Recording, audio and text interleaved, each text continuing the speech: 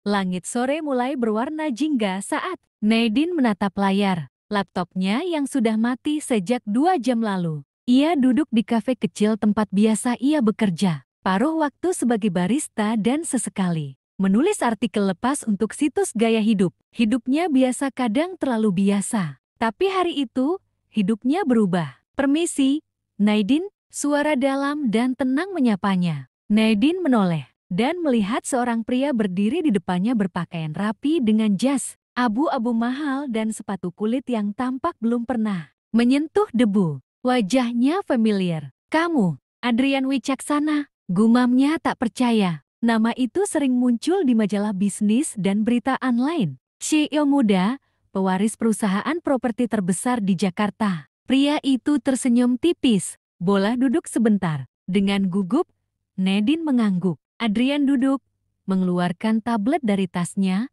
dan menunjukkan sesuatu. Aku akan langsung ke intinya. Aku butuh seseorang untuk berpura-pura menjadi pacarku selama 3 bulan. Nadine membeku. Maaf, apa? Aku tahu ini aneh, tapi keluargaku menekanku untuk segera menikah. Aku tidak punya waktu atau niat untuk menjalin hubungan serius sekarang. Aku hanya perlu menyelamatkan reputasiku dari desakan mereka. Dan kamu tampaknya orang yang tepat. Nadine mengerutkan dahi. Kenapa aku? Karena kamu tidak berasal dari lingkaran sosialku. Kamu tidak punya kepentingan lain, dan aku tahu kamu butuh uang. Perkataannya tajam, tapi jujur. Nadine menunduk. Memang benar. Ia sedang berjuang membayar tagihan rumah sakit ibunya yang sakit keras. Gaji baristanya tidak cukup. Ini kontraknya. Adrian menggeser tablet itu. Kamu akan kubayar 50 juta per bulan. Semua kebutuhan dan pakaian akan kutanggung. Syarat utama, tidak jatuh cinta. Nadine tertawa kecil, sinis. Kau yakin cinta bisa diatur? Aku yakin profesionalisme bisa. Ia menatap mata pria itu, penuh percaya diri dan kalkulasi. Namun di baliknya, ada sesuatu yang lain, sebuah luka yang tersembunyi rapat. Dan saat itu juga, Nadine sadar. Ia sedang berdiri di ambang keputusan yang bisa mengubah seluruh hidupnya. Baik, katanya pelan. Aku akan melakukannya. 1 minggu setelah pertemuan pertama, Nadine duduk di ruang kerja luas dengan langit-langit tinggi dan jendela kaca yang menampilkan panorama kota Jakarta. Meja kayu gelap di depannya tampak lebih seperti simbol kekuasaan daripada tempat kerja biasa. Di seberangnya, Adrian duduk dengan sikap tenang, mengenakan kemeja putih sederhana yang tetap tampak mewah. Ia menatap Nadine dengan pandangan netral, seolah ini hanya transaksi biasa. Bacalah dulu kontraknya, ucap Adrian sambil menyodorkan selembar dokumen tebal. Tidak ada paksaan untuk menandatangani hari ini. Nadine mengambilnya dan mulai membaca. Beberapa poin membuatnya mengernyit. Hubungan ini berlangsung selama 3 bulan terhitung dari tanggal kontrak ditandatangani. Nadine harus hadir di setiap acara sosial yang diwajibkan oleh pihak Adrian. Kontak fisik diperbolehkan jika diperlukan untuk menjaga penampilan hubungan, tanpa kewajiban emosional atau fisik lebih lanjut.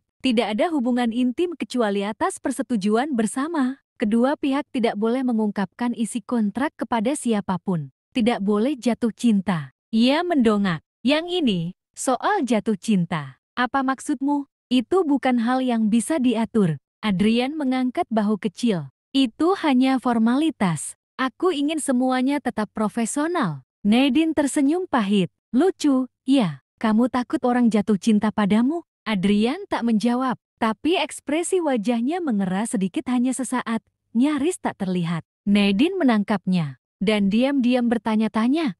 Pria seperti apa sebenarnya dia? Ia menarik napas dalam-dalam dan akhirnya berkata, aku tidak akan jatuh cinta. Aku terlalu sibuk bertahan hidup. Dengan tangan sedikit gemetar, Nadine menandatangani kontrak itu. Adrian menandatanganinya juga tanpa ragu. 1 salinan dikembalikan padanya, lalu ia berdiri. Baik, ucap Adrian, mulai besok, kau akan pindah ke unit apartemen yang sudah disiapkan. Ada tim yang akan mengurus penampilanmu, lemari pakaianmu, dan pelatihan dasar etika sosial. Kita harus tampil meyakinkan, seperti aktris dalam drama. Tanya Nadine. Lebih seperti profesional dalam permainan berbahaya, jawab Adrian sambil tersenyum tipis. Saat Nadine melangkah keluar dari kantor itu, dokumen kontrak dalam genggamannya terasa lebih berat dari kertas biasa. Bukan karena ketebalannya tapi karena beban yang akan ia pikul selama 3 bulan ke depan.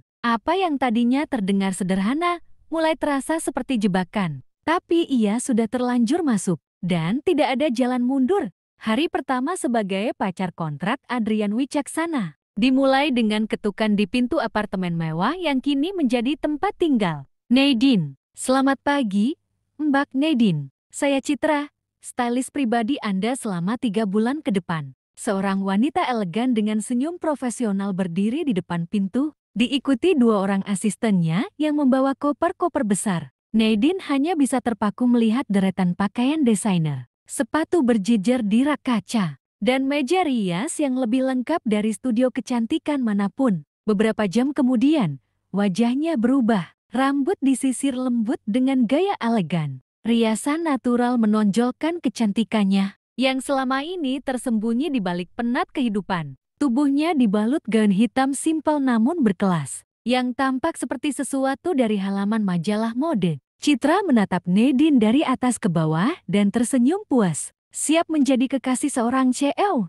Sore itu, mobil hitam mengantar Nadine ke sebuah acara gala amal yang diselenggarakan oleh salah satu mitra bisnis keluarga Adrian. Ia duduk diam di kursi belakang, berusaha menenangkan degup jantungnya yang liar. Dunia ini bukan miliknya dan kini, ia harus berpura-pura menjadi bagian darinya. Sesampainya di sana, lampu-lampu kristal menggantung di langit-langit ballroom megah. Para tamu mengenakan busana glamor, tertawa kecil dengan suara tertahan, memegang gelas anggur seolah semua ini hal biasa. Lalu Adrian datang, mengenakan tuxedo hitam.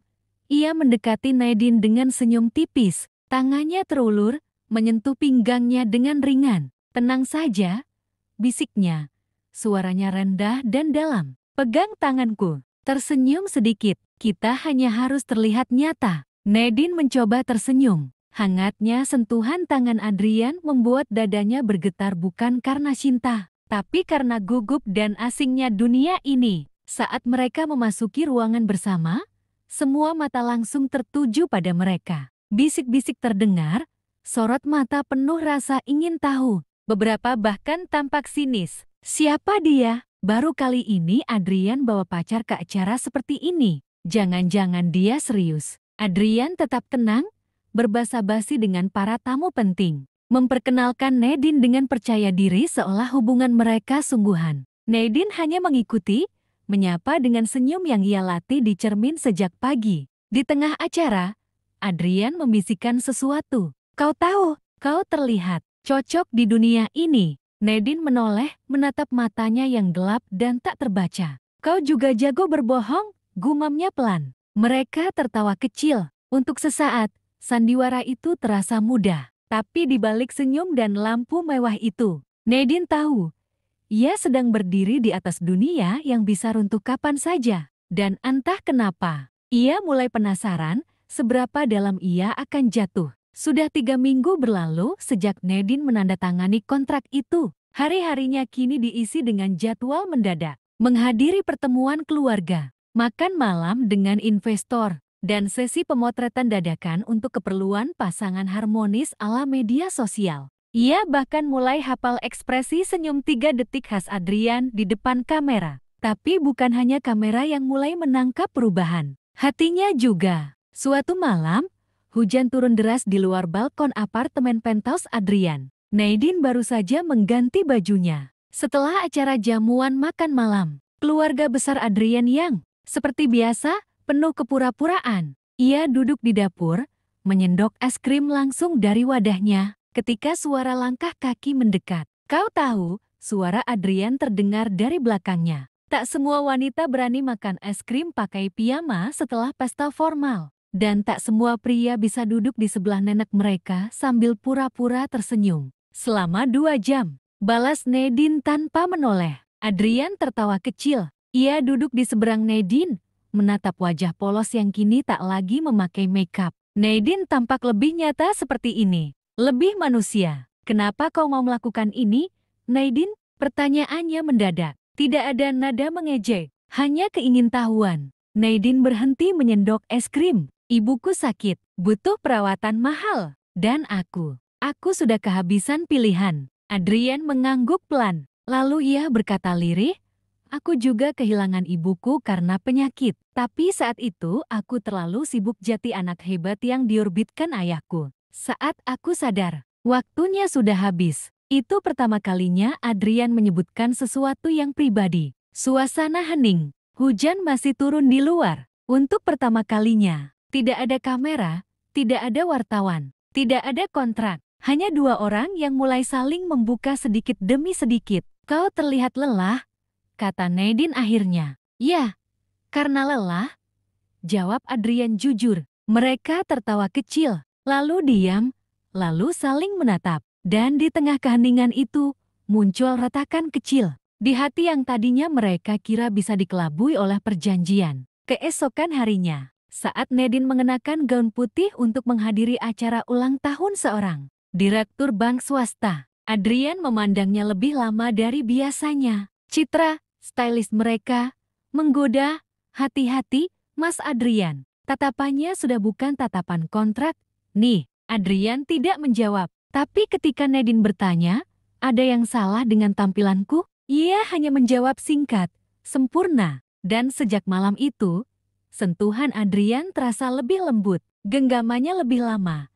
Dan senyum Nadine tak lagi sepenuhnya akting. Sesuatu telah bergeser. Dan meski tak ada yang mengakuinya, keduanya tahu, kontrak ini mulai kalah oleh sesuatu yang jauh lebih berbahaya.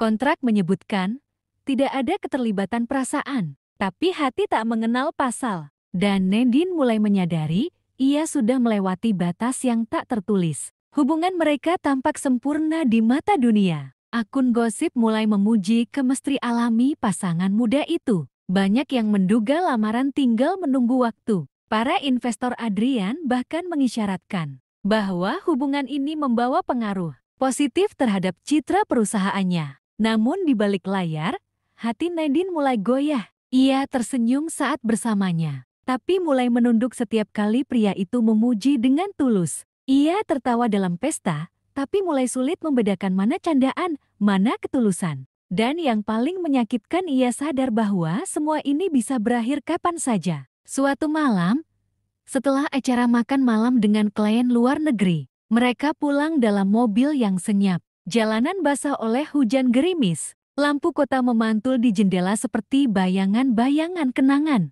Adrian menoleh padanya. Kamu kelihatan sedih. Nadine menggelang. Hanya lelah. Jangan bohong. Aku sudah cukup lama bersamamu untuk tahu perbedaan antara lelah dan kecewa. Nadine menarik napas. Kalau aku bilang, aku mulai takut hari kontrak ini berakhir, apa kamu akan marah?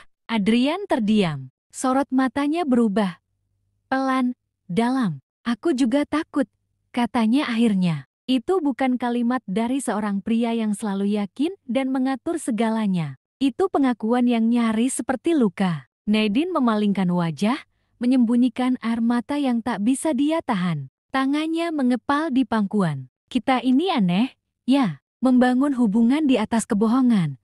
Tapi takut kehilangannya karena kebenaran. Adrian mengangguk, karena mungkin yang awalnya pura-pura, sekarang jati nyata. Dan malam itu, untuk pertama kalinya, Adrian menggenggam tangan Nadine bukan karena kamera, bukan karena kontrak, tapi karena ia ingin. Genggaman itu lama, hangat, dan menyakitkan karena mereka tahu, waktu mereka tinggal sedikit. Beberapa hari kemudian, dalam keheningan apartemen mereka, Nadine berdiri menatap kontrak yang sudah nyaris selesai waktunya. Tanggal akhir sudah dibulatkan merah. 3 bulan. Sisa 2 minggu lagi. Kalau saatnya tiba, gumam Nadine pada bayangannya di cermin. Apa dia akan tetap memilihku? Atau memilih perjanjian yang pernah dia buat sendiri? Tak ada jawaban. Hanya denting waktu yang terus berjalan. Mengantarkan mereka menuju akhir atau mungkin awal yang baru.